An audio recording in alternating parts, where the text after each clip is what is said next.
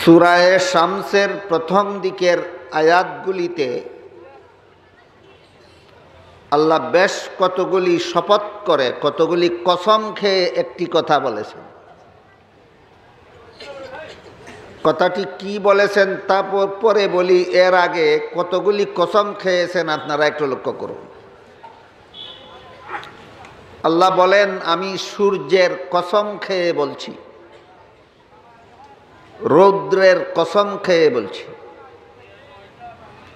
চন্দ্রের কসম খেয়ে বলছি, চন্দনীর কসম খেয়ে বলছি, দিনের কসম খেয়ে বলছি, দিনের আলোর কসম খেয়ে বলছি, রাতের কসম খেয়ে বলছি, রাতের অন্ধকারের কসম খেয়ে বলছি, আসমানের কসম খেয়ে বলছি, আসমান সৃষ্টি করার কসম খেয়ে বলছি, জমিনের কসম খেয়ে বলছি, জমিনকে সমতল করার কসম খেয়ে বলছি, মনের কসম খেয়ে বলছি, মনকে উপযোগী করার কসম খেয়ে বলছি। এতগুলি কসম খেয়ে আল্লাহ পাক রব্বুল আলামিন বলেন, ফাআলহামাহা ফুজুরাহা ওয়া তাকওয়াহা। মানুষের মনের মধ্যে আল্লাহ গুনার মজা বুঝারও যোগ্যতা দান করেছেন, গুনার সাজা বুঝারও যোগ্যতা দান করেছেন। এই দুই যোগ্যতা একত্রে আর কোনো জাতিকে আল্লাহ দান করেন। হায়ওয়ান জানোয়ারকে গুনার কাজের মজা বুঝার যোগ্যতা দিলেও সাজা বুঝার যোগ্যতা দেননি।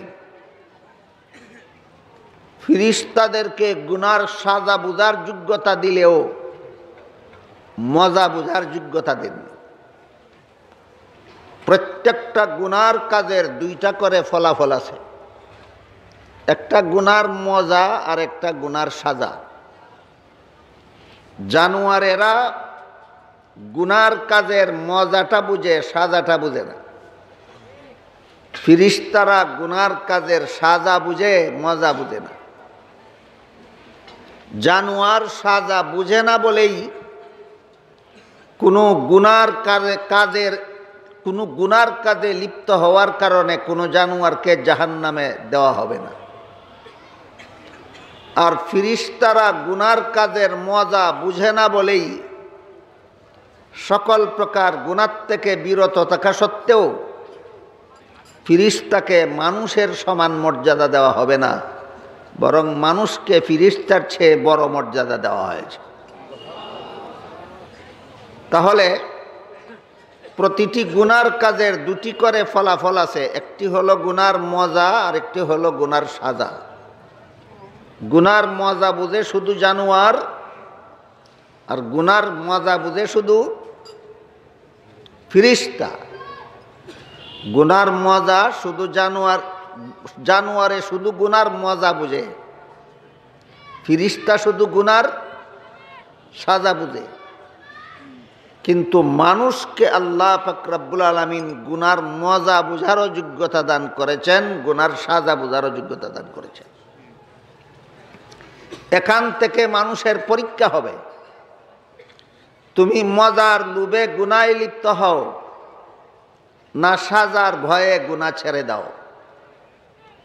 যে মানুষ মজার লোভে গুনায় লিপ্ত হয় সেই মানুষ আল্লাহর পরীক্ষায় ফেল করে, সে জাহান্নামের শাস্তির যোগ্য হয়। যে মানুষ সাজার ভয়ে গুনাহ ছেড়ে দেয় সে আল্লাহর পরীক্ষায় পাশ করে জান্নাতের যোগ্য হয়। কাজেই কোন মানুষ জান্নাতের যোগ্য আর কোন মানুষ জাহান্নামের যোগ্য এটা সাব্যস্ত হবে একটা পরীক্ষার মাধ্যমে। কি সে পরীক্ষা? প্রতিটি মানুষকে আল্লাহ গুনার মজা বুঝারও যোগ্যতা দান করেছেন, সাজা বুঝারও যোগ্যতা দান করেছেন। এখানেই হবে মানুষের পরীক্ষা। যে মজার লোভে গুনাহে লিপ্ত হয় সে আল্লাহর পরীক্ষায় ফেল। যে সাজার ভয়ে গুনাহ ছেড়ে দেয় সে আল্লাহর পরীক্ষায় পাস।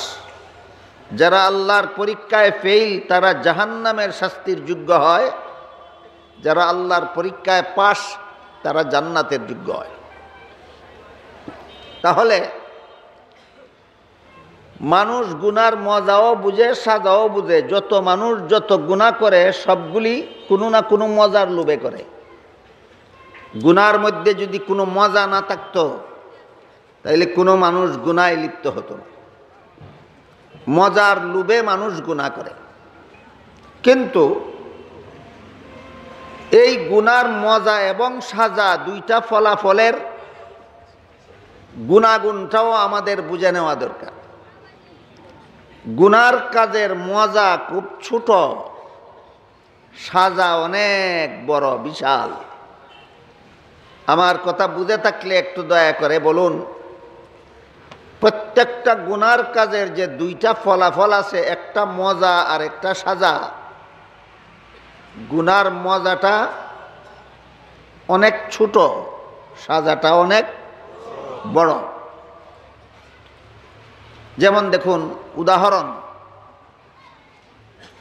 এক ব্যক্তি ফজরের আজানের আওয়াজে ঘুম ভাঙল, কিন্তু ঘুমের মজার লোভে ঘুম ভাঙলেও বিছানা ছেড়ে নামাজ পড়তে গেল না, ইচ্ছাকৃতভাবে আরো কিছুক্ষণ ঘুমিয়ে থাকলো, ফজরের নামাজ কাজা করে দিল। এক বেলার ফরজ নামাজ কাজা করে দিল, কতক্ষণের ঘুমের মজার লোভে। ফজরের নামাজ কতক্ষণ থাকে? 1 ঘন্টা, বড় জোর 1.5 ঘন্টা।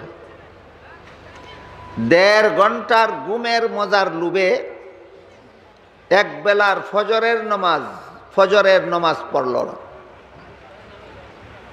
নামাজ এক বেলার নামাজ না পড়ার গুনাহ করলো 1.5 ঘন্টার ঘুমের মজার লোভে। এই জন্য কি সে 1.5 ঘন্টার জাহান্নামে যাবে, না হাজার হাজার বৎসরের জাহান্নামে যাবে? তাইলে নামাজ না পড়ার গুনার মজা হইল 1.5 ঘন্টা, আর সাজা হইল হাজার হাজার বৎসর। উদাহরণ বুঝে থাকলে বলুন, গুনার মজা বড় না সাজা বড়? গুনার সাজা বড়। আরেকটা উদাহরণ দেখুন, রাসূল করিম সাল্লাল্লাহু আলাইহি ওয়াসাল্লাম যখন সাহাবায়ে কেরামের সামনে বলেছিলেন, যে ব্যক্তি রোজা রাখার পরে অকারণে ভেঙ্গে ফেলল, সে শুধু এই ভাঙ্গা রোজা কাজা করলে হবে না, আরো একাধারে 2 মাস রোজা রেখে ভেঙ্গে ফেলার কাফারা দিতে হবে, ক্ষতিপূরণ দিতে হবে। যে রোজা রেখেছিল কিন্তু কারণ ছাড়া ভেঙ্গে ফেলল, তার শুধু ভাঙ্গা রোজা কাজা করলেই চলে না, আরো 2 মাস রোজা রেখে কাফারা দিতে হয়। কিন্তু যেই ব্যক্তি রোজা একটা ইচ্ছাকৃতভাবে রাখলই না, তার কোনো কাফারা লাগবে না। এই কথা বলার পরে সাহাবায়ে কেরাম রাদিয়াল্লাহু তাআলা আনহুম জিজ্ঞাসা করলেন, ওগো আল্লাহর রাসূল, যেই লোকটা রোজা রেখেছিল ভেঙ্গে ফেলেছে, তার কাফারা দিতে হয় 2 মাস রোজা রেখে, যে রোজা রাখলই না তার কোনো কাফারা লাগে না, এটা কেন? রাসূল বলেন, যেই লোক রোজা রেখেছিল ভেঙ্গে ফেলেছে, এই লোকে তার যে পরিমাণ ক্ষতি করেছে, একাধারে 2 মাস রোজা রাখলে তার সেই ক্ষতি পূরণ হয়ে যাবে। এই ক্ষতি পূরণের নামই কাফারা। কিন্তু যে লোকে একটা রোজা ইচ্ছাকৃতভাবে রাখলই না, সে সারা জীবন ভর রোজা রাখলেও এই ক্ষতি আর পূরণ হবে না। কাজেই সে কিসের কাফারা দেবে? একদিনের রোজা রাখলো না, কত ঘন্টা খানা পিনার মজার লোভে? 12 ঘন্টা, 13 ঘন্টা, 14 ঘন্টা। 12, 13, 14 ঘন্টার খানা পিনার মজার লোভে একদিনের রোজা রাখলো না, রাসূল বলেন সারা জীবন বর রোজা রাখলেও এই ক্ষতি আর পূরণ হবে না। এই উদাহরণের দ্বারা আমরা কি বুঝলাম? গুনার মজা বড় না সাজা বড়? সাজা বড়। আরেকটা উদাহরণ দিচ্ছি শুনুন। রাসূল করিম সাল্লাল্লাহু আলাইহি ওয়াসাল্লাম বলেন, কোনো পুরুষ যদি কোনো ভিন্ন যুবতীকে ইচ্ছাকৃতভাবে দেখে, লোভের দৃষ্টিতে দেখে, এক মুহূর্তও যদি দেখে, কোনো ভিন্ন পুরুষ যদি কোনো ভিন্ন যুবতীকে ইচ্ছাকৃতভাবে যদি এক সেকেন্ডও দেখে, হাসরের মাঠে তার চোখে গলন্ত সীসা ঢেলে দেওয়া হবে। যুবতী নারী দেখেছিল কত ঘন্টা? এক সেকেন্ড। গলন্ত সীসা চোখে ঢেলে দিলে এক সেকেন্ড অশান্তি হবে। তাহলে গুনার মজা বড় না সাজা বড়? তিনটা উদাহরণ দিলাম আপনাদেরকে। প্রতিটি গুনার কাজের দুটি করে ফলাফল আছে। একটি হলো গুনার মজা আর একটি হলো গুনার সাজা। গুনার মজা তাকে খুব ছোট, আর গুনার সাজা তাকে অনেক বড়, বিশাল। এমত অবস্থায় যে ব্যক্তি এত বড় বিশাল সাজার ভয় করে না, সামান্য মজার লোভে গুনায় লিপ্ত হয়, আমার কথা বুঝে থাকলে বলুন, এই লোকটার বিবেক তাজা না পচা? পচা জিনিস পাক না না পাক? এই জন্য মুফাসসিরিন কেরাম লেখেন, যেই লোক তুচ্ছ মজার লোভে গুনায় লিপ্ত হয় তার আত্মা না পাক। যেই লোক তুচ্ছ মজার লোভে গুনায় লিপ্ত হয় তার আত্মা না পাক। এতক্ষণে আমি আপনাদের বুঝাবার চেষ্টা করেছি মানুষের আত্মা কিভাবে নাপাক হয়। মজার লোভে গুনায় লিপ্ত হলে মানুষের আত্মা নাপাক হয়। আল্লাহ পাক রব্বুল আলামিন সূরা শামসের শুরুতে প্রায় 14টি কসম খেয়ে বলেছেন, কদ আফলাহা মান যাক্কাহা ওয়া কদ খাবা মান দাসাহা। যে ব্যক্তি আত্মাকে পবিত্র করল সেই ব্যক্তি সফল হয়ে গেল, আর যেই ব্যক্তি তার আত্মাকে অপবিত্র করল সে বিফল হয়ে গেল। তাহলে আত্মাকে পবিত্র অপবিত্র করার আলোচনা হয়েছে এখানে। যাদের আত্মাকে পবিত্র করবে তারা হবে সফল, যাদের আত্মাকে অপবিত্র করবে তারা হবে বিফল। আমরা এখানে একথাও মনে রাখি যে আল্লাহর ভাষায় সফল বিফল বলতে কি বোঝায়। আল্লাহ পাক রব্বুল আলামিন কোরআনের অন্য আয়াতে বলেন, মান যুহজিহা আনিন নারি ওয়া উদখিলাল জান্নাতা ফাকাদ ফাজ। যে ব্যক্তি জাহান্নাম থেকে বাঁচতে পারলো, জান্নাত লাভ করতে পারলো, সেই ব্যক্তি সফল। আল্লাহর ভাষায় সফল বলতে কি বোঝায়? জাহান্নাম থেকে মুক্তি আর জান্নাত লাভ করাকে আল্লাহর ভাষায় বলে সফল। আর যদি জান্নাত থেকে বঞ্চিত হয়ে জাহান্নামের শাস্তি ভোগ করতে হয় তাহলে এটা আল্লাহর ভাষায় বিফল। আল্লাহ সূরা শামসের মধ্যে 14টি কসম খেয়ে বলেছেন, যে ব্যক্তি তার আত্মা পবিত্র করতে পারল সে সফল। আত্মা পবিত্র করতে পারল মানে আত্মা পবিত্র করতে পারল মানে মজার লোভে গুনায় লিপ্ত হইল না। সফল মানে জাহান্নাম থেকে বাঁচবে, জান্নাত লাভ করবে। মজার লোভে গুনায় লিপ্ত হইল না, এই ব্যক্তি সফল। এর অর্থ হইল জাহান্নাম থেকে বাঁচবে, জান্নাত লাভ করবে। এতগুলি কসম খেয়ে আল্লাহ বললেন, যে ব্যক্তি আত্মা অপবিত্র করে নিল, এর মানে হলো গুনাহে লিপ্ত হয়ে গেল, সে বিফল, মানে জান্নাত থেকে বঞ্চিত, জাহান্নামের শাস্তির যোগ্য। তাহলে এই আয়াতগুলিতে আল্লাহ মানুষের আত্মা কিভাবে, মানুষের আত্মা পাপ পবিত্র হয় আবার অপবিত্র হয়, দুইটা কথা বলেছেন। এখানে আমাদের বোঝার ব্যাপার হইল আত্মা অপবিত্র হয় কিভাবে। তুচ্ছ মজার লোভে গুনাহে লিপ্ত হলে মানুষের আত্মা অপবিত্র হয়। তুচ্ছ মজার লোভে গুনাহে লিপ্ত হলে মানুষের আত্মা কি হয়? অপবিত্র হয়। একমাত্র নবী রাসূল ছাড়া আর কোনো মানুষ জগতে নাই যে কোনো না কোনো দিন কোনো না কোনো গুনাহে লিপ্ত হয় না। কাজেই শুধুমাত্র নবীগণের আত্মা কখনো অপবিত্র হয় না। নবীগণ ছাড়া আর যত মানুষ আছে, সাধারণ মুসলমান হোক, বুজুর্গানে দিন হোক, অলি আউলিয়া হোক, কোনো না কোনো দিন গুনাহে লিপ্ত হয়। আর যেদিনেই গুনাহে লিপ্ত হয় সেদিনই তার আত্মা নাপাক হয়ে যায়, অপবিত্র হয়ে যায়। অপবিত্র আত্মার অধিকারী জাহান্নামের শাস্তির যোগ্য হয়ে যায়।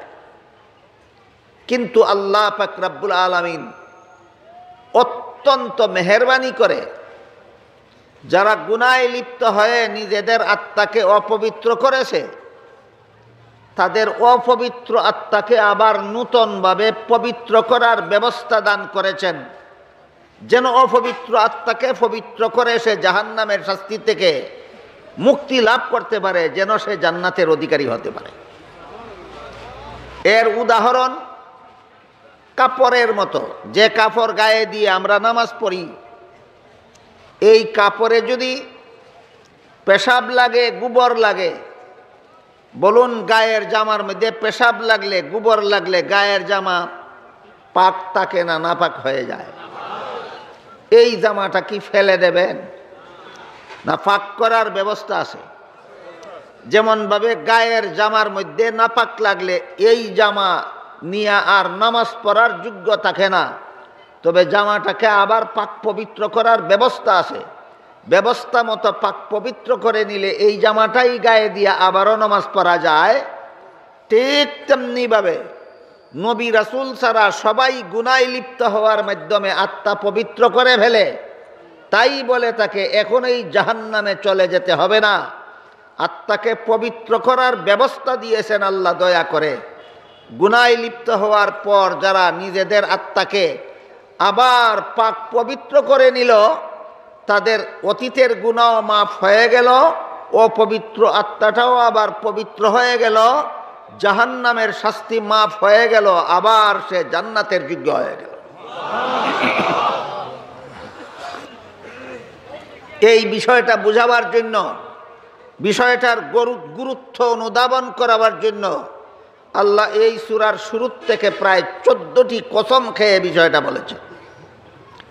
আমি আশা করি আমার কথা বুঝে থাকলে আপনারা বলতে পারবেন, আমরা যারা এখানে উপস্থিত আছি, আমরা কেউ কোনোদিন জীবনে গুনাহ করি না।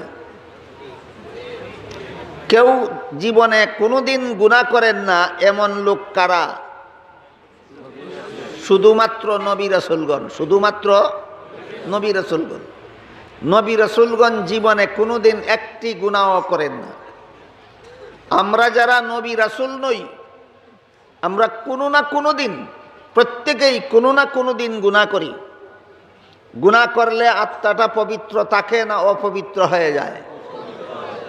অপবিত্র আত্মার অধিকারী জাহান্নামের শাস্তির যোগ্য হয়ে যায়।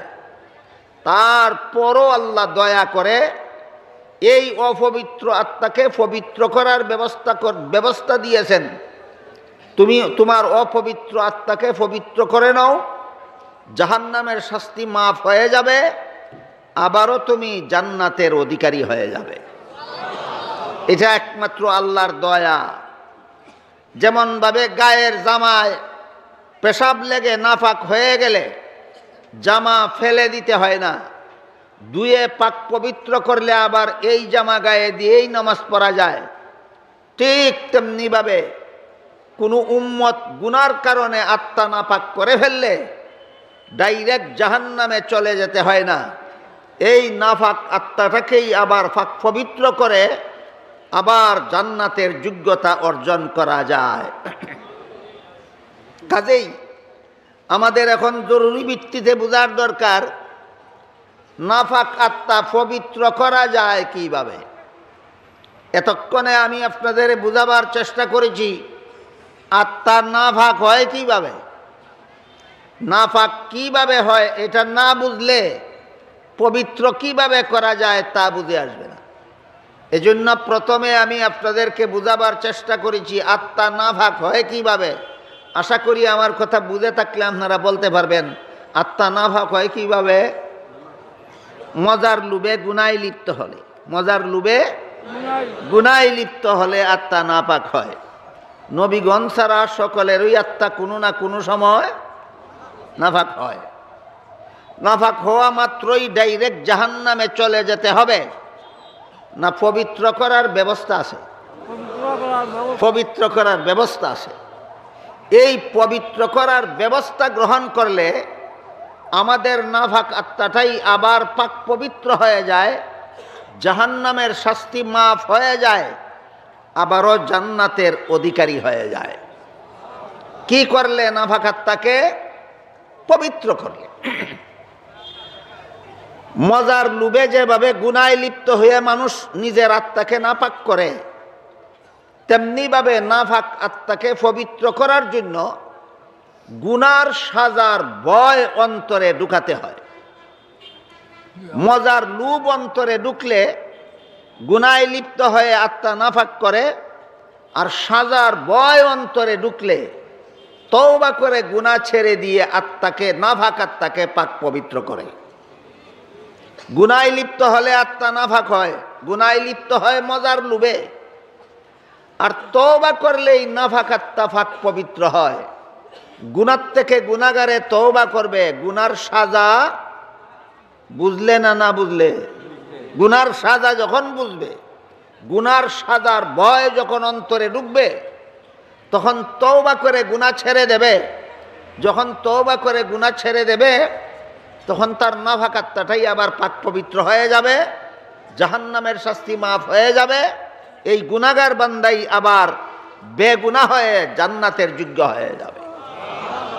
এই ব্যবস্থাটা একমাত্র আল্লাহর দয়া ছাড়া আর কিছু নয়। আল্লাহ ইচ্ছা করলে বলতে পারতেন, তুমি স্বেচ্ছায় সজ্ঞানে মজার লোভে গুনাহ করে আত্মা নাপাক করেছ, চলে যাও জাহান্নামে।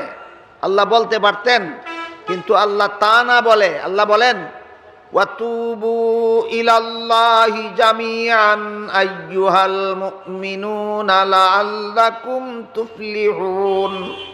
হে মুমিন মুসলমানেরা, তোমরা সবাই আল্লাহর কাছে তওবা করো, তওবার দ্বারা তোমাদের জীবন আবার সফল হয়ে যাবে। গুনাহগার বান্দাদেরকে আল্লাহ বলেছেন চলে যাও জাহান্নামে, না তওবা করে জীবন সফল করো। তওবা করলে জীবনের গুনাহ মাফ হয়ে যায়, মাফ হলে নাফাক আত্মা পবিত্র হয়ে যায়, জাহান্নামের শাস্তি মাফ হয়ে যায়, জান্নাতের যোগ্য হয়ে যায়। এজন্য তওবাকারীকে আল্লাহ সফল বলেছেন, সফল। কিন্তু তওবা কাকে বলে, এই প্রশ্নের পরিষ্কার জবাব অনেক গুনাহগার মুসলমানের অন্তরে নাই। অনেকেই মনে করেন তওবা করলাম বললেই তওবা হয়ে যায়। তওবা করলাম বললেই তওবা হয়ে যায় না। মধু খাইলাম বললেই মধু খাওয়া হয়। ভাত খাইলাম বললেই পেট ভরে, পানি পান করলাম বললেই পিপাসা নিবারণ হয়, না কাজে কর্মে পরিণত করতে হয়? ঠিক তেমনিভাবে তওবা একটা শব্দ, যে মুখে মুখে তওবা করলাম বললে হয় না, কাজে কর্মে পরিণত করতে হয়। তওবা করার কাজ সর্বমোট ৬টা। যেমনভাবে উজুর ফরজ ৪টা, জানেন কি না? উজুর ফরজ 4টা, মুখ ধোয়া, হাত ধোয়া, মাথা মোছা করা, পাও ধোয়া। 4টার একটা যদি বাকি থাকে, যেমন ভাবে উজু হয় না, না যাওয়া বাজারে হয়, তেমনি ভাবে 6 কাজের নাম তওবা। 6টার একটা যদি বাকি থাকে, তওবা হয় না। তওবার দ্বারা নাফাক আত্মা পবিত্র হয়, তওবার দ্বারা গুনাহ মাফ হয়, তওবার দ্বারা জাহান্নাম থেকে নাজাত হয়, তওবার দ্বারা জান্নাত লাভ হয়। কিন্তু তওবা করলাম বলার নাম তওবা না 6 কাজের সমষ্টির নাম তওবা?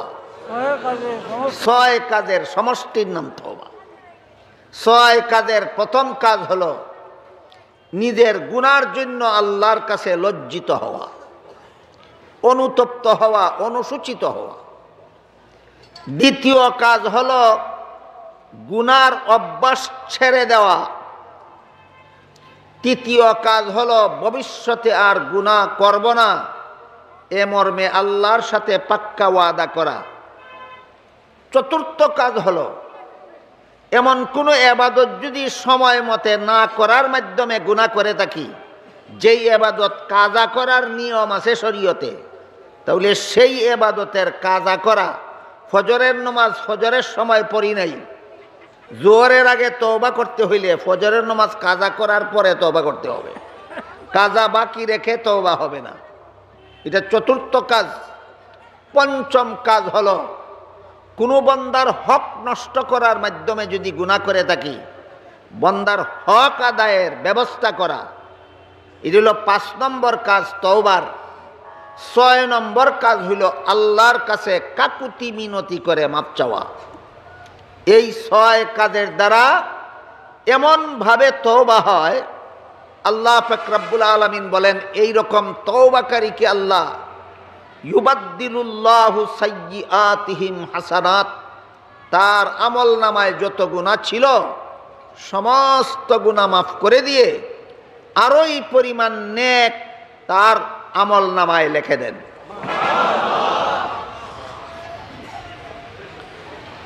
আমি কিছু কথা বারবার বলতেছি আপনাদেরকে, কারণ এই কথাগুলি ভুলে গেলে আমার পরবর্তী কথাগুলি আপনারা বুঝবেন না। এজন্য আবারও জিজ্ঞাসা করি, একটু দয়া করে বলুন, মানুষের আত্মা নাফাক হয় কিভাবে? গুনাহে লিপ্ত হইলে। নাফাক আত্মা পবিত্র হয় কিভাবে? তওবা করলে। তওবা করলাম বললে তওবা হয় না 6 কাজের দ্বারা তওবা হয়? এই 6 কাজের দ্বারা তওবা করলে নাফাক আত্মা পবিত্র হয়, আর অতীতের গুনাহ মাফ হয়ে যায়, জাহান্নামের শাস্তি মাফ হয়ে যায়, আবার এই গুনাহগার বান্দা জান্নাতের যোগ্য হয়ে যায়।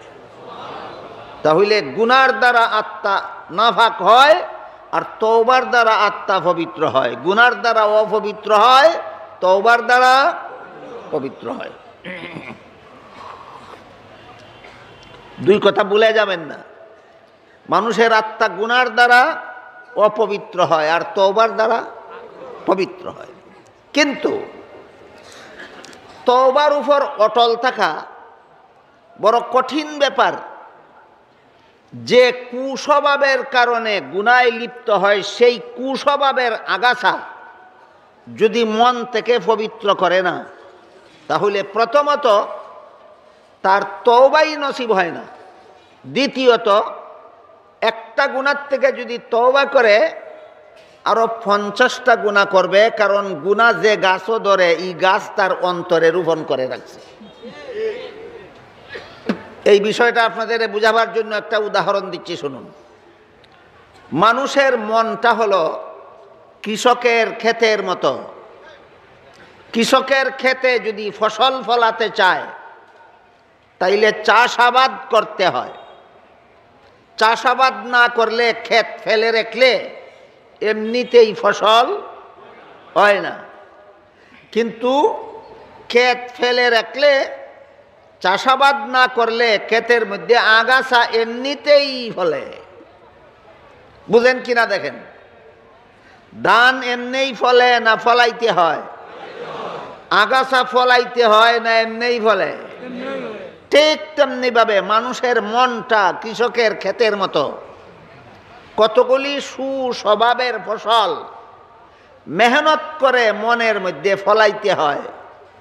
যেই ব্যক্তি তার মনের মধ্যে সুফসল ফলায় না, তার মনের ক্ষেতের মধ্যে কতগুলি কুস্বভাবের আগাছা এমনিই ফলে। কতগুলি কুস্বভাবের আগাছা এমনিই ফলে। মনের দুই রকমের স্বভাব আছে, কতগুলি আছে সুস্বভাব।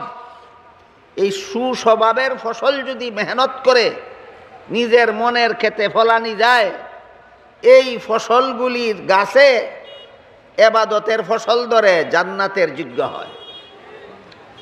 আর যদি মনের ক্ষেতে চাষাবাদ করে না, তাহলে মনের ক্ষেতের মধ্যে কতগুলি কুস্বভাবের আগাছা এমনিই ফলে। এই আগাছার মধ্যে ফসল ধরে না, বিষাক্ত গুটা ধরে। একটা গুটা ছিঁড়ে ফেলে দিলে আরো 10টা ধরব, 10টা ছিঁড়ে ফেলে দিলে আরো 100টা ধরবে। এই সমস্ত কুস্বভাবের তাড়নায় মানুষ গুনার সাজা বুঝতে চায় না, তুচ্ছ মজার লোভে গুনায় লিপ্ত হয়।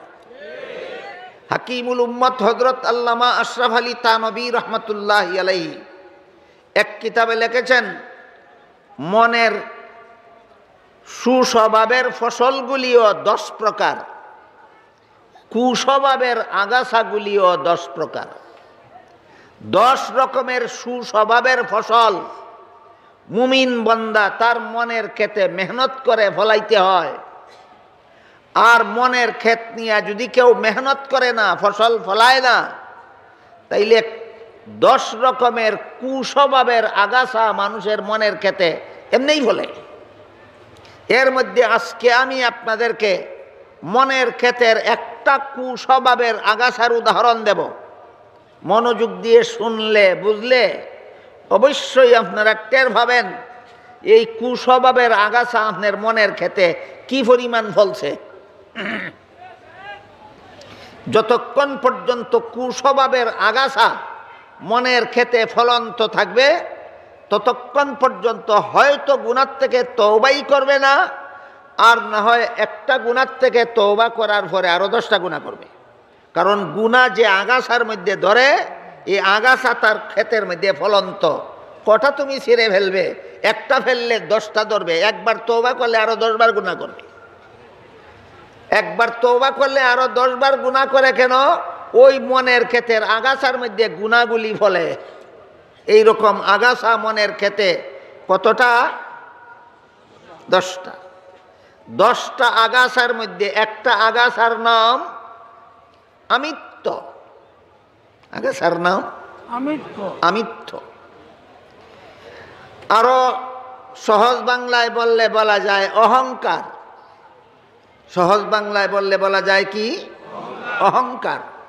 মনের ক্ষেতে যত আগাছা ফলে এর মধ্যে একটা আগাছার নাম অহংকার। হাদিস শরীফে রাসূল করিম সাল্লাল্লাহু আলাইহি ওয়াসাল্লাম বলেন, যার অন্তরে সরিষার বিন্দু পরিমাণও অহংকার থাকবে, তাকে জাহান্নামে যেতেই হবে। অহংকার হইল মনের ক্ষেতের এমন একটা আগাছা, যেটা পরিষ্কার না করলে এই আগাছার মধ্যে অসংখ্য গুনার ফসল ফলবে, অসংখ্য গুনার দানা ধরবে এই একটা আগাছার মধ্যে, অহংকার নামক আগাছার মধ্যে। এই অহংকারের 4টা স্তর আছে। তরিকতের ভাষায় প্রথম স্তরের নাম উজব, দ্বিতীয় স্তরের নাম কিবির, তৃতীয় স্তরের নাম তাকাব্বুর, চতুর্থ স্তরের নাম ইস্তেকবার। কিন্তু তরিকতের মেহনত করার অভ্যাস যাদের নাই, তারা তরিকতের পরিভাষাগুলি বুঝবেন না। এজন্য সকলেই যেন আপনারা বুঝতে পারেন, এই জন্য আমি বাংলায় বলি, শুনুন। অহংকারের 4টা স্তর আছে। একটা হলো অহংকারের বীজ, আর একটা হলো অহংকারের চারা, আরেকটা হলো অহংকারের গাছ, আরেকটা হলো অহংকারের ফসল। এবার বলুন অহংকারের স্তর কটা? প্রথম স্তরের অহংকার বীজ, দ্বিতীয় স্তরের নাম, তৃতীয় স্তরের নাম, চতুর্থ স্তরের নাম। আমি একটা একটা করে পরিচয় বলি। অহংকারের বীজ কাকে বলে? অহংকারের চারা কাকে বলে? অহংকারের গাছ কাকে বলে? অহংকারের ফসল কাকে বলে? বুঝলে প্রত্যেকে টের পাবেন আপনার ক্ষেত কোনটা আছে। প্রত্যেকে টের পাবেন আপনার ক্ষেত কোনটা আছে। আমারটা আপনি টের নাও পেতে পারেন, আপনারটা আমি টের নাও পেতে পারি, কিন্তু কথাগুলি বুঝলে প্রত্যেকেই টের পাবেন যার যার মনে, আমার মনের মধ্যে অহংকারের কোন স্তর আছে। এটা বুঝাবার জন্য মুফাসসিরিনে কেরাম লেখেন, তুমি একা একা নিরিবিলি শান্ত মনে স্বস্তিরে তোমার মনকে জিজ্ঞাসা করো যে তোমার মধ্যে কোনো গুণ আছে কিনা। মন যদি সচেতন হয় তাহলে মন থেকে জবাব আসবে, আমার মধ্যে অনেকগুলি গুণ আছে। আমি মুখে কথা বলতে পারি, এটা আমার একটা গুণ। আমি কানে শুনতে পারি, এটা একটা দোষ না গুণ। আমার চোখে দেখতে পারি, এটাও একটা গুণ। হাতে ধরতে পারি, এটাও একটা গুণ। আমি আমার পায়ে চলতে পারি, এটাও একটা গুণ। তাহলে একটা মানুষের মধ্যে অনেকগুলি গুণ গেল। প্রথম প্রশ্ন, প্রশ্নের জবাব। এবার 2 নম্বর প্রশ্ন করুন নিজের মনকে। বাংলা ভাষায় যেই জিনিসটারে মন কয়, কোরআনের ভাষায়, তরিকতের ভাষায় এইটাকেই নফস কয়। বাংলা ভাষায় বলে মন, কোরআনের ভাষায় বলে নফস। এই মন বা নফসের পরিচয়ের আলোচনার দিকে আজকে আমি যাচ্ছি না। আমি আশা করি আপনারা মোটামুটি সবাই বুঝেন মন কোন জিনিসটার নাম। এখানে বসে আছেন ইচ্ছায় না অনিচ্ছায়? এই ইচ্ছা শক্তিটার নাম ওই মন। ইচ্ছা শক্তিটার নাম ওই। ঘুমন্ত মানুষের মধ্যে ইচ্ছা শক্তি থাকে, মন নাই। মন জাগ্রত মানুষের মন থাকে জাগ্রত, ঘুমন্ত মানুষের মন থাকে ঘুমন্ত। যতক্ষণ বসে আছেন মনের ইচ্ছায় বসে আছেন, এই ইচ্ছা শক্তিটার নাম মন। যখন উঠে চলে যাবেন মনের ইচ্ছায় চলে যাবেন, ওই ইচ্ছা শক্তিটার নাম মন। এটা জাগ্রত অবস্থায় এটা থাকে, ঘুমন্ত অবস্থায় উদাও হয়ে যায়। এই মনকে আপনি দ্বিতীয়বার প্রশ্ন করুন, তোমার মধ্যে যে অনেকগুলি গুণ আছে, এই গুণগুলির জন্য তুমি প্রশংসা পাওয়ার যোগ্য কিনা। মন যদি বলে আমার গুণের জন্য আমি প্রশংসা পাওয়ার যোগ্য, তাহলে মুফাসসিরিনে কেরাম লেখেন প্রমাণ হয়ে গেল তোমার মনের মধ্যে অহংকারের বীজ আছে। কি আছে? আমার গুণের জন্য আমি প্রশংসা পাওয়ার যোগ্য। এই জবাব যদি মন থেকে আসে, যার মন থেকেই জবাব আসবে, আমার এলেম কালামের জন্য আমি প্রশংসা পাওয়ার যোগ্য, আমার বিদ্যা বুদ্ধির জন্য আমি প্রশংসা পাওয়ার যোগ্য, আমার কাজকর্মের জন্য আমি প্রশংসা পাওয়ার যোগ্য, আমার নামাজ রোজা ইবাদত বন্দেগীর জন্য আমি প্রশংসা পাওয়ার যোগ্য, আমার চালচলন আচার ব্যবহারের কারণে আমি প্রশংসা পাওয়ার যোগ্য, এই মনোভাব যার আছে তার অন্তরে অহংকারের বীজ আছে। এইটাকেই হাদিস শরীফে রাসূল বলেছেন, সরিষার বিন্দু পরিমাণ অহংকার, তোমাকে জাহান্নামে যেতেই হবে। তাহলে আমার মধ্যে এতগুলি গুণ থাকা সত্ত্বেও আমি প্রশংসা পাওয়ার যোগ্য হব না কেন? এই প্রশ্নের জবাব শুধুমাত্র আত্মা পবিত্রকরণের মেহনত যারা করেন, যে সমস্ত কামিল পীর, যে সমস্ত খাঁটি পীর মুরিদানের আত্মাকে পবিত্র করা, পদ্ধতিগতভাবে পবিত্র করার ব্যবস্থা করে দেন, শুধু তারা জানেন এই প্রশ্নের কোন জবাব মন থেকে আসলে অহংকারের বীজও প্রমাণ হবে না, আর কোন জবাব আসলে প্রমাণ হবে অহংকারের বীজ আছে। এটা জানেন শুধু খাঁটি পীরগণ। তারা জানেন খাঁটি পীরগণ। 2 নম্বর প্রশ্নের জবাবটা মন থেকে কি আসলে প্রমাণ হবে আমার অন্তরে অহংকারের বীজ নাই, ওই জবাবটা বুঝি।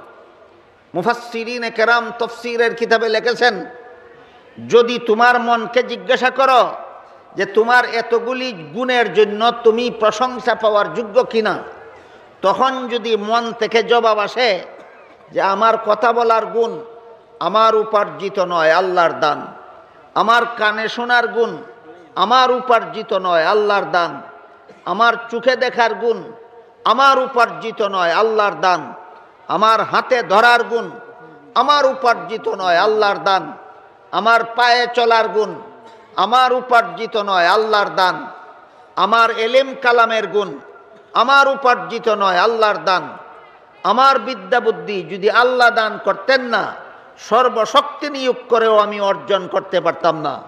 সুতরাং এই সমস্ত গুণ আমি পেয়েছি, আল্লাহ দান করেছেন। যে পায় সে প্রশংসার যোগ্য হয় না, যে দেয় সে প্রশংসার যোগ্য হয়। কাজেই আমার কথা বলার গুণের জন্য প্রশংসার যোগ্য আল্লাহ, আমার কানে শোনার গুণের জন্য প্রশংসার যোগ্য আল্লাহ, আমার চোখে দেখার গুণের জন্য প্রশংসার যোগ্য আল্লাহ, আমার হাতে ধরার গুণের জন্য প্রশংসার যোগ্য আল্লাহ, আমার পায়ে চলার গুণের জন্য প্রশংসার যোগ্য আল্লাহ, আমার বিদ্যা বুদ্ধির গুণের জন্য প্রশংসার যোগ্য আল্লাহ, আমার এলেম কালামের গুণের জন্য প্রশংসার যোগ্য আল্লাহ, আমার ইবাদত বন্দেগীর গুণের জন্য প্রশংসার যোগ্য আল্লাহ। এই জবাব যদি মন থেকে আসে, তাহলে প্রমাণ হলো তোমার অন্তরে অহংকারের বীজ নাই।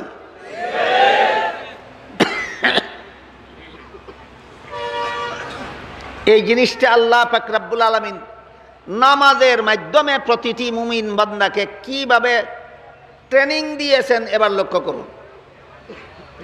আমার সকল প্রকার গুণের জন্য প্রশংসার যোগ্য একমাত্র আল্লাহ, আমার কোনো একটা গুণের জন্য আমি প্রশংসা পাওয়ার যোগ্য হতে পারি না, কারণ আমি হইলাম প্রাপক, আল্লাহ হইলেন দাতা। যে পায় সে প্রশংসার যোগ্য না, যে দেয়। তা আমি তো দিছি না একটু, আমি সবগুলি পাইছি, আমি কিসের প্রশংসার যোগ্য? যিনি দিয়েছেন তিনি হলেন প্রশংসার যোগ্য। এই কথাটা আল্লাহ নামাজের মাধ্যমে মুসল্লিদেরকে কিভাবে প্রশিক্ষণ দিচ্ছেন দেখুন, কিভাবে ট্রেনিং দিচ্ছেন দেখুন। প্রত্যেক মুসল্লি নামাজে দাঁড়াবার পর সর্বপ্রথম কোরআনের কোন সূরা পড়তে হয়? সূরাতুল ফাতিহা। সূরাতুল ফাতিহার প্রথম কথাটাই হলো আলহামদুলিল্লাহ। আলহামদুলিল্লাহ। যদি কারো জানা থাকে একটু দয়া করে বলবেন আলহামদুলিল্লাহ অর্থ কি? যাদের জানা নাই তারা চুপ থাকবেন। সমস্ত প্রশংসা আল্লাহর, সমস্ত প্রশংসা আল্লাহর। তাহলে তোমার কথা বলার গুণের প্রশংসা কার? সমস্ত প্রশংসা আল্লাহর হইলে আমার বিদ্যা বুদ্ধির প্রশংসা আমার। সমস্ত প্রশংসা আল্লাহর হইলে এলেম কালামের প্রশংসা আমার জন্য বাকি থাকে? সমস্ত প্রশংসা আল্লাহর হইলে আমার শক্তির প্রশংসা আমার জন্য বাকি থাকে? আমার জন্য কোনো প্রশংসা বাকি থাকে না, সমস্ত প্রশংসা আল্লাহর। এই কথার মাধ্যমে সূরাতুল ফাতিহা শুরু করা হয়েছে। আর এই সূরাতুল ফাতিহা সমস্ত মুসল্লিদের জন্য নামাজে বাধ্যতামূলক করা হয়েছে। এর মাধ্যমে আল্লাহ অন্তর থেকে অহংকারের বীজ উপড়ে ফেলার ট্রেনিং দিয়েছেন। অন্তর থেকে অহংকারের বীজ উপড়ে ফেলার প্রশিক্ষণ দিয়েছেন। মর্ম বুঝে যদি কেউ বলে আলহামদুলিল্লাহ, সমস্ত প্রশংসা আল্লাহর, তাহলে তার অন্তরে আর অহংকারের বীজও থাকতে পারে না।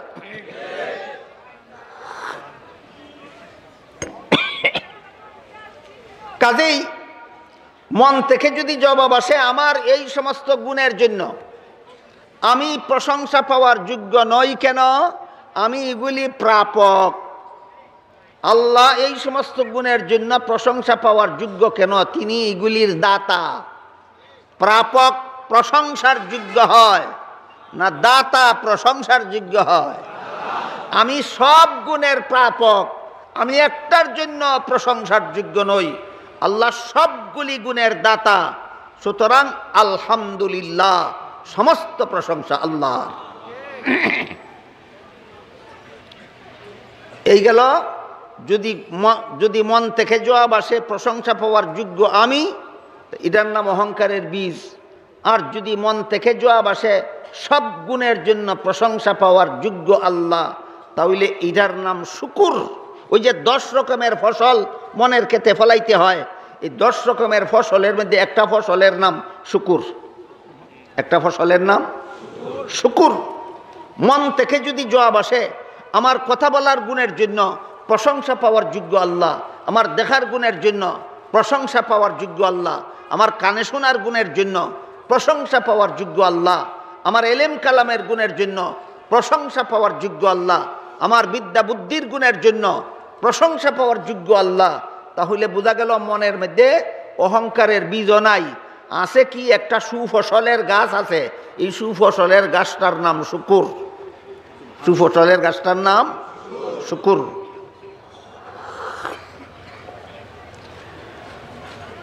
আর যদি নিজের গুণের জন্য নিজেকে প্রশংসা পাওয়ার যোগ্য মনে করে, মনে করার নাম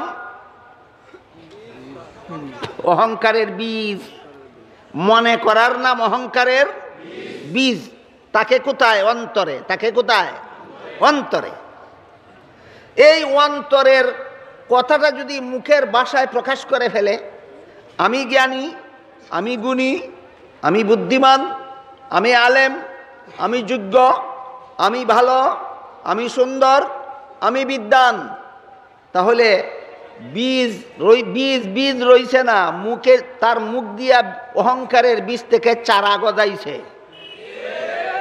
নিজেকে নিজে যোগ্য মনে করলে অন্তরে আছে অহংকারের বীজ, আর নিজের যোগ্যতা নিজের মুখে প্রকাশ করলে অহংকার বীজ রইছে না চারা গজাইছে? বুঝে থাকলে এবার বলুন, অহংকারের বীজটাকে কোথায় আর চারা গজায় কোন দিকে? অহংকারের বীজটাকে অন্তরে, আর চারা গজায় মুখ দিয়া। চারা গজায় কোন দিক দিয়া? কেমনে? মনে মনে আসিল আমি গুণী, এখন মুখেও কয় আমি গুণী। যতক্ষণ পর্যন্ত মনে আসিল এটা ছিল অহংকারের বীজ, আর যখন মুখে প্রকাশ করলো এটারে কয় অহংকারের চারা। তাইলে নিজের গুণ নিজের মুখে প্রকাশ করার নাম অহংকারের চারা। নিজের গুণ নিজের মুখে প্রকাশ করার নাম অহংকারের চারা। আপনারা যারা তরিকতের মেহনতের অভ্যাস নাই, আপনাদের জন্য বললাম, যাদের তরিকতের মেহনতের অভ্যাস আছে তাদের ভাষায় প্রথমটার নাম হইল উজব, আর দ্বিতীয়টার নাম হইল কিবির।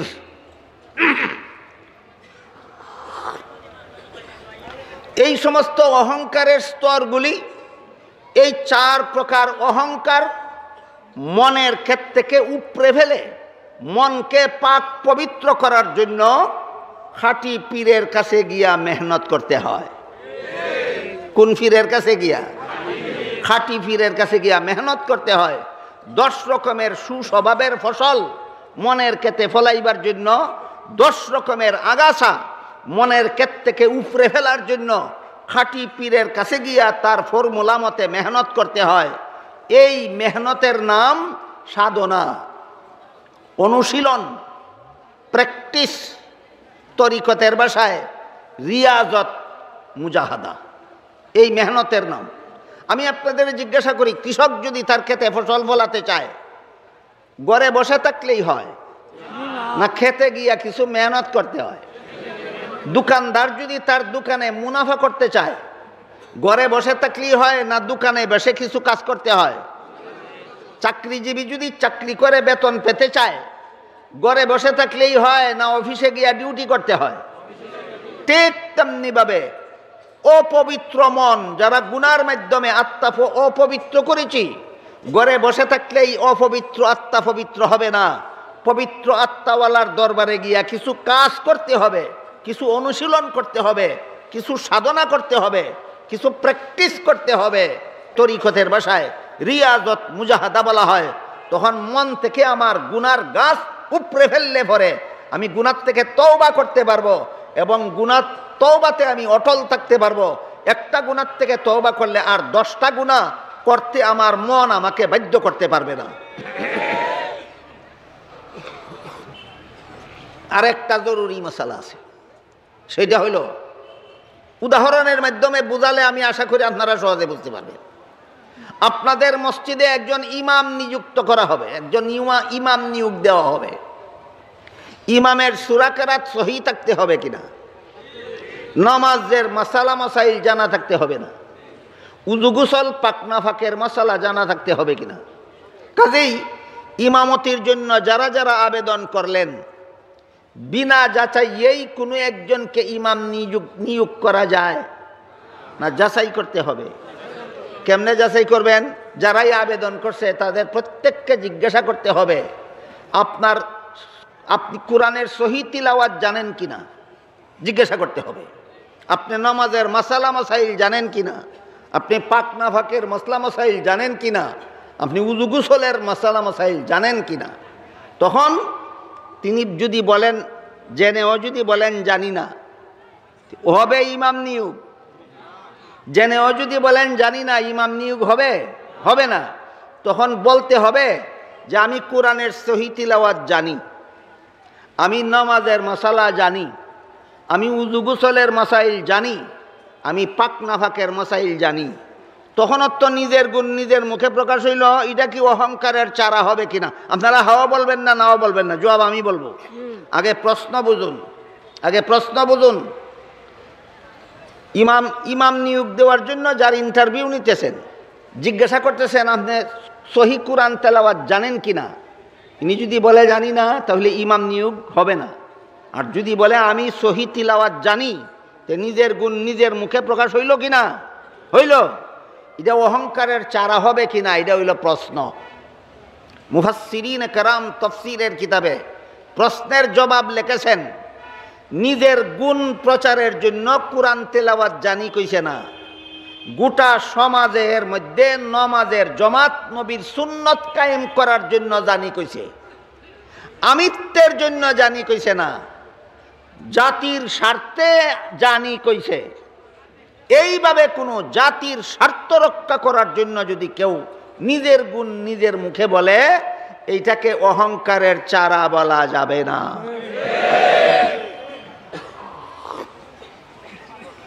আর নিজের যোগ্যতা প্রকাশের জন্য এমনিই কোনো ইমামতির প্রয়োজনীয় না, কোনো মুয়াজ্জিনের প্রয়োজনীয় না, কোনো শিক্ষকতার প্রয়োজনীয় না।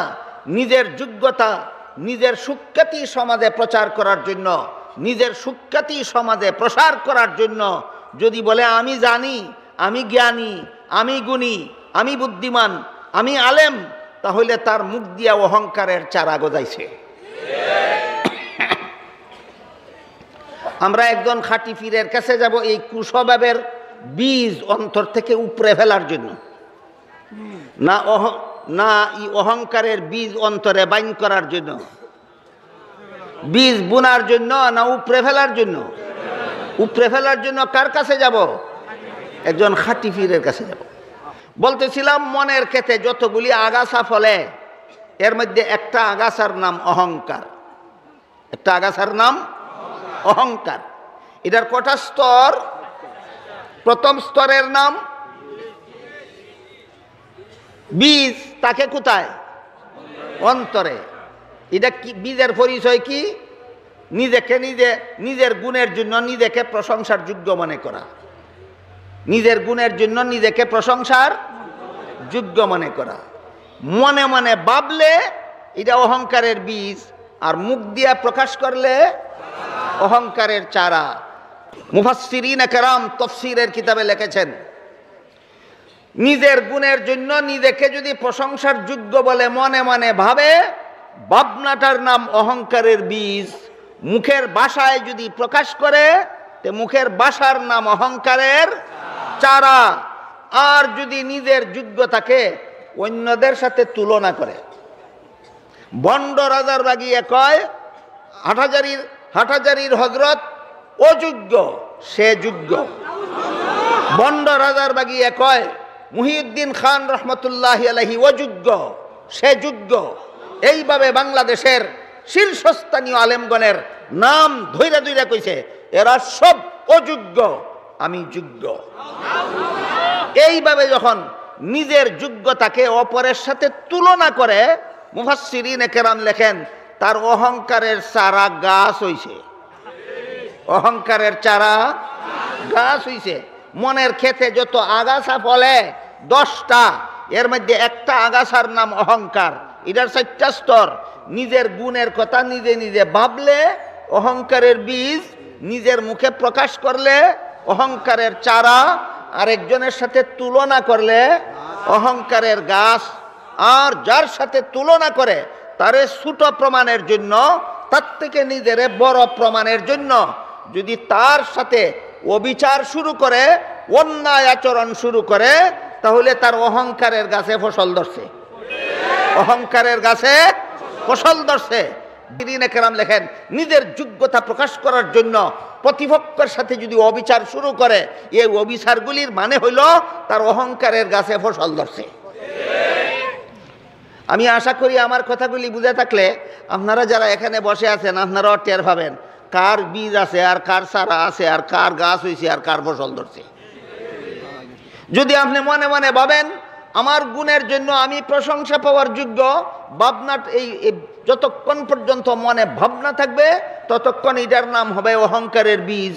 আর যদি মুখে প্রকাশ করেন আমি গুণী আমি জ্ঞানী, তাহলে অহংকারের বীজে সারা গজাইছে। আর যদি আরেকজনের সাথে তুলনা করেন তাহলে সারা গাছ হইছে। আর যদি আরেকজনের সাথে অসদাচরণ শুরু করেন, অন্যায় ব্যবহার শুরু করেন, আপনার অহংকারের গাছে ফসল ধরছে। বুঝে থাকলে বলুন তো আমাদের বর্তমান সমাজে কোনো মুসলমান কারোর সাথে অন্যায় ব্যবহার করে কিনা, অসদাচরণ করে কিনা? এগুলি কিসের ফসল? অহংকারের গাছের ফসল। এগুলি অহংকারের গাছের ফসল। কাজেই আল্লাহ পাক রব্বুল আলামিন এই রকম 10 রকমের আগাছা যার অন্তরে থাকে, একটা আগাছা যার অন্তরে থাকে, একটা আগাছার কারণে 1000 গুনাহ করে, লক্ষ গুনাহ করে, কোটি গুনাহ করে। একটা আগাছার নাম অহংকার। এটা অন্তরে থাকার কারণে যত আলেমরে গালিগালাজ করছে, কত হাজার গুনাহ কামাই করছে। একটা আগাছার গাছের মধ্যে কতগুলি গুনার ফসল হয়েছে। এই কারণে বলেছিলাম গুনার দ্বারা মানুষের আত্মা নাপাক হয় আর তওবার দ্বারা আত্মা পবিত্র হয়। কিন্তু যতক্ষণ পর্যন্ত মনের ক্ষেতের আগাছা পরিষ্কার করবে না, ততক্ষণ পর্যন্ত হয়তো তার মনের ক্ষেতের আগাছা তাকে তওবাই করতে দেবে না। আর না হয় একটা গুনার থেকে তওবা করবে, এই গুনাহটা যে আগাছার ফল, এই আগাছার ক্ষেতে আরো 10টা ধরবে। 10টা গুনার থেকে তওবা করবে, আরো 50টা গুনাহ করবে। 50টা গুনার থেকে তওবা করবে, আরো 500 গুনাহ করবে। 500 গুনার থেকে তওবা করবে, আরো 5000 গুনাহ করবে। কেন? যেই আগাছার মধ্যে গুনাহ ফলে, এই আগাছা তার অন্তরে ফলন্ত। এই সমস্ত আগাছা মনের ক্ষেত থেকে পরিষ্কার করলে পরে বান্দা সঠিকভাবে তওবা করতে পারে, তওবার উপর অটল থাকতে পারে, নতুন কোনো গুনার মধ্যে আর লিপ্ত হয় না। তখন তার আত্মা হয়ে যায় পাক পবিত্র। এই জন্য মুফাসসিরিনে কেরাম তাফসীরের কিতাবে পবিত্র কোরআনের বিভিন্ন আয়াতের রেফারেন্স দিয়ে বলেছেন মানুষের মন 3 প্রকার। এক প্রকার মনের নাম নফসে আম্মারা, এক প্রকার মনের নাম নফসে লাওয়ামা, এক প্রকার মনের নাম নফসে মুতমাইন্না। আমি পরিচয় বলি, বুঝলে আপনারাও টের পাবেন কার মনের কি নাম। কার আপনাদের নিজেরা প্রত্যেকে যার যারটা টের পাবেন আমার মনের কি নাম। মুফাসসিরিনে কেরাম তাফসীরের কিতাবে লিখেছেন মানুষের মন 3 প্রকার। এক প্রকার মানুষের মনের নাম নফসে আম্মারা, আগেই বলেছি বাংলায় যেইটাকে বলে মন, কোরআনের ভাষায় তরিকতের ভাষায় এটাকে বলে নফস। এক প্রকার মানুষের মনের নামগুলি স্মরণ রাখুন। এক প্রকার মানুষের মনের নাম নফসে আম্মারা, আর এক প্রকার মানুষের মনের নাম নফসে লাওয়ামা, আর এক প্রকার মানুষের মনের নাম নফসে মুতমাইন্না। নফসে আম্মারা কোন মানুষের মনের নাম? যেই মানুষ তার মনকে আমির বানাইছে। কি বানাইছে? সদস্যরা কার হুকুমে চলে? আমিরের হুকুমে চলে। ঠিক তেমনি ভাবে যেই মানুষটা নিজের মনের হুকুমে চলে, আল্লাহর হুকুমে চলে না, মনের হুকুমে চলে। আল্লাহ বলেন নামাজ পড়া ফরজ, সে নামাজ পড়ে না। আল্লাহ বলেন রোজা রাখা ফরজ, সে রোজা রাখে না। আল্লাহ বলেন পর্দা করা ফরজ, সে পর্দা করে না। আল্লাহ বলেন সুদ খাওয়া হারাম, সে সুদ খায়। আল্লাহ বলেন ঘুষ খাওয়া হারাম, সে ঘুষ খায়। আল্লাহ বলেন মদ খাওয়া হারাম, সে মদ খায়। আল্লাহ বলেন গাঞ্জা খাওয়া হারাম, সে গাঞ্জা খায়। বলুন কারে আমির বানাইছে? এই রকম মানুষের মনের নাম নফসে আম্মারা। আরেক প্রকার মানুষ পবিত্র আত্মাওয়ালাদের সংস্রবে গেল, খাঁটি পীরদের সংস্রবে গেল। খাঁটি পীরদের সংস্রবে যাওয়া মাত্রই মনের মধ্যে একটা পরিবর্তন আসে। যেমনভাবে বাত্তির তলে আসা মাত্রই আলো পাওয়া যায়, নাকি বাত্তিতে ধরতে হয়? বাত্তি থেকে হাতে ধরে টাইনা কিছু পকেটে ভরতে হয় না? আসা মাত্রই আলো পাওয়া যায়। যেমনভাবে বাত্তির কাছে আসা মাত্রই আলো পাওয়া যায়, ঠিক তেমনিভাবে পবিত্র আত্মাওয়ালা যারা, আল্লাহওয়ালা আত্মা যাদের, তাদের সংস্রবে যাওয়া মাত্রই নিজের মনের ক্ষেত আলোকিত হয়ে যায়। তারপরে তারা যে সমস্ত ব্যবস্থা দিবেন, তারা যে সমস্ত প্র্যাকটিস দিবেন, সাধনা দিবেন, যে সমস্ত মেহনতের কাজ দিবেন, এইগুলি করতে থাকলে তার মনের যত অন্ধকার আছিল সমস্ত অন্ধকার দূর হয়ে তার মন আলোকিত হয়ে যায়। তখন তার মনটার নাম নফসে লাওয়ামা। মনের নাম নফসে লাওয়ামা কোন সময় হয়? যখন এতদিন পর্যন্ত মজার লোভে গুনাহ করত, এখন সাজার ভয়ে গুনাহ ছেড়ে দিয়েছে। আগে গুনাহ করত মজার লোভে, এখন গুনাহ ছেড়ে দিয়েছে সাজার ভয়ে। সাজার ভয়ে যখন বান্দা গুনাহ ছেড়ে দেয়, তওবা করে, তওবার প্রথম অংশটা কি বলেছিলাম? গুনার জন্য অনুতপ্ত হওয়া, গুনার জন্য অনুতপ্ত হওয়া। এই তখন মনের মধ্যে তার একটা অনুতাপ জাগে, হায় রে আফসোস, কেন এই গুনাহগুলি অতীত জীবনে করছিলাম। এই অনুতাপ যার অন্তরের মধ্যে ঢুকে, তার মনের নাম নফসে লাওয়ামা। তার মনের নাম নফসে লাওয়ামা। তারপরে খাঁটি পীরের সংস্পর্শে, খাঁটি পীরের দেওয়া সাধনার কারণে মন যখন পরিপূর্ণ পবিত্র হয়ে যায়, আর কোনোদিন গুনার কাছে যায় না, সদা সর্বদা নেক আমল নিয়ে ব্যস্ত থাকে, লিপ্ত থাকে। আগে গুনার মজার লোভে গুনাহ করত, এখন গুনার প্রতি মজা নাই, এখন গুনার প্রতি অন্তরে ঘৃণার সৃষ্টি হয়েছে। এখন মন তার শান্ত হয়ে গেছে। আগে গুনার মজার লোভে গুনাহ করার জন্য অস্থির হয়ে যেত, এখন গুনার দিকে তার মনের আর কোনো আকর্ষণ নাই, গুনাহ করার জন্য মন অস্থির হয় না। তখন তার মনের নাম হয় নফসে মুতমাইন্না। নবী রাসূলগণের মন জীবনভর নফসে মুতমাইন্না। নবী রাসূলগণের মন জীবনভর নফসে মুতমাইন্না। ওলিয়া উলিয়ার গণের মন নফসে লাওয়ামা। আর সাধারণ মুসলমানের মন একবার হয় নফসে আম্মারা, একবার হয় নফসে লাওয়ামা, একবার হয় নফসে আম্মারা, একবার হয় নফসে লাওয়ামা। এতক্ষণ বুঝেছিলাম ও পবিত্র আত্মাকে পবিত্র করতে হয় নিজে নিজে, না আল্লাহওয়ালাদের কাছ থেকে সাধনা করে। এই সমস্ত আল্লাহওয়ালাগণ হইলেন খাঁটি পীর। এই সমস্ত আল্লাহওয়ালাগণ হইলেন খাঁটি পীর। আল্লাহ পাক রব্বুল আলামিন পবিত্র কালামের সূরা শামস এর প্রথম দিকে বলেছিলাম, মনে আছে কথা?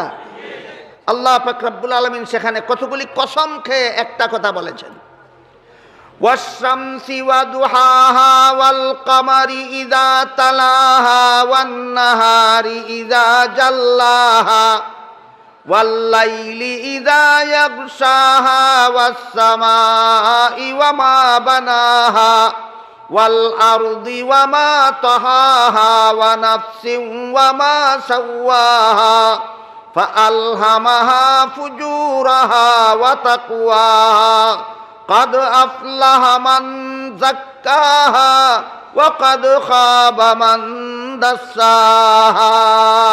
আল্লাহ বলেন, আমি সূর্যের কসম খাই, আমি রৌদ্রের কসম খাই, আমি চন্দ্রের কসম খাই, আমি চন্দনীর কসম খাই, আমি দিনের আলোর কসম খাই, আমি রাতের অন্ধকারের কসম খাই, আমি আসমানের কসম খাই, আসমান সৃষ্টি করার কসম খাই, আমি জমিনের কসম খাই, জমিনকে সমতল করার কসম খাই, আমি তোমাদের নফসের কসম খাই, নফসকে তোমাদের উপযোগী করার কসম খাই, আমি মানুষের মনের মধ্যে গুনার মজা বোঝার যোগ্যতাও দান করেছি, গুনার সাজা বোঝার যোগ্যতাও দান করেছি। যারা মজার লোভে গুনায় লিপ্ত হবে তাদের মন হবে অপবিত্র, যারা সাজার ভয়ে তওবা করে গুনাহ ছেড়ে দেবে তাদের মন হবে পবিত্র।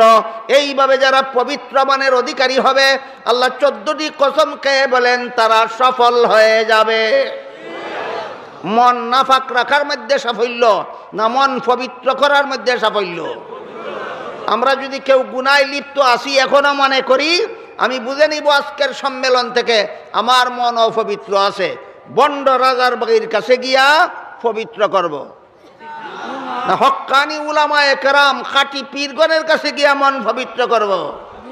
মন পবিত্রকরণের পদ্ধতি, এতদিন মজার লোভে গুনাহ করছো, এখন সাজার ভয়ে গুনাহ ছেড়ে দাও। মজার লোভে গুনাহ করলেই মন অপবিত্র হয়, সাজার ভয়ে গুনাহ ছেড়ে দিলেই মন পবিত্র হয়। আল্লাহ আপনাদের আমাদের সবাইকে আমাদের অপবিত্র মন পবিত্র করে জাহান্নামের শাস্তি থেকে রক্ষা পাওয়ার, জান্নাত লাভ করার সৌভাগ্য দান করুন। সবাই বলুন আমিন। সুবহান রাব্বিকা রাব্বিল ইজ্জাতি আম্মা ইয়াসিফুন ওয়া সালাম আলাল মুরসালিন ওয়ালহামদুলিল্লাহি রাব্বিল আলামিন। আল্লাহুম্মা সাল্লি আলা সাইয়্যিদিনা ওয়া নাবিয়্যিনা ওয়া মাওলানা মুহাম্মদ ওয়া আলা আলিহি ওয়া আসহাবিহি ওয়া বারিক ওয়া সাল্লিম কামা তুহিব্বু ওয়া তারদা আদাদা মা তুহিব্বু ওয়া তারদা। আলহামদুলিল্লাহিল্লাযী হাদানা লিহাযা ওয়া মা কুন্না লিনাহতাদিয়া লাউলা আন হাদানাল্লাহ। রব্বানা যালামনা আনফুসানা ওয়া ইল্লাম তাগফির লানা ওয়া তারহামনা লানাকুনান্না মিনাল খাসিরিন। রব্বানা আতিনা ফিদ দুনিয়া হাসানাতাও ওয়া ফিল আখিরাতি হাসানা ওয়া কিনা আযাবান নার। ইয়া আল্লাহ, এই মুবারক তাফসীরুল কুরআন সম্মেলনকে কবুল আর মঞ্জুর করো। ইয়া আল্লাহ, 4 দিন ব্যাপী এখানে পবিত্র কোরআনের বিভিন্ন আয়াতের তাফসীর থেকে যা কিছু আলোচনা হইল আমাদেরকে বুঝার এবং আমল করার তৌফিক দান করো। ইয়া আল্লাহ, এই তাফসীরুল কুরআন সম্মেলনের উসিলায় আমাদের জিন্দেগানে হেদায়েত করো, সমস্ত মুমিন মুসলমান মুর্দেগানে নাজাত দান করো। ইয়া আল্লাহ, আমার কাছে যারা যত রকমের দোয়ার দরখাস্ত করেছেন প্রত্যেকের নেক দোয়াকে কবুল আর মঞ্জুর করো। ইয়া আল্লাহ, যারা যত আশা ভরসা নিয়ে হাতুড়াইছি প্রত্যেকের নেক বাসনারে কবুল আর মঞ্জুর করো। ইয়া আল্লাহ, সমস্ত সরল মুসলমান নবীর নিরীহ উম্মতদেরকে সকল প্রকার বেদাতি আর ভণ্ডদের খপ্পর থেকে ইয়া আল্লাহ সাধারণ মুসলমানের ঈমান আমল হেফাজত করার তৌফিক দান করো। ইয়া আল্লাহ, যে সমস্ত উলামায়ে কেরাম বুজুর্গানে দিন মুমিন মুসলমান দুনিয়াতে বাঁচিয়ে আছেন তাদের সবাইকে হায়াতে তয়্যিবা দান করো। ইয়া আল্লাহ, যে সমস্ত উলামায়ে কেরাম বুজুর্গানে দিন মুমিন মুসলমান দুনিয়ার থেকে বিদায় হইয়া গেছেন, ইয়া আল্লাহ তাদের কবরকে জান্নাতের বাগান বানায়া দাও। ইয়া আল্লাহ, ইয়া আল্লাহ, আমাদের পক্ষ থেকে লাখ লাখ কোটি কোটি দুরূদ আর সালাম রাসূল করিম সাল্লাল্লাহু আলাইহি ওয়াসাল্লামের রওজা শরীফে পৌঁছাইয়া দাও। রব্বানা তাকাব্বাল মিন্না ইন্নাকা আনতাস সামিউল আলিম ওয়া তুব আলাইনা ইন্নাকা আনতাত তাওয়াবুর রহিম ওয়া সুবহানা রাব্বিকা রাব্বিল ইজ্জাতি আম্মা ইয়াসিফুন ওয়া সালামুন আলাল মুরসালিন ওয়ালহামদুলিল্লাহি রাব্বিল আলামিন। আমিন বিরহমাতিকা ইয়া আরহামার রাহিমিন। ভাই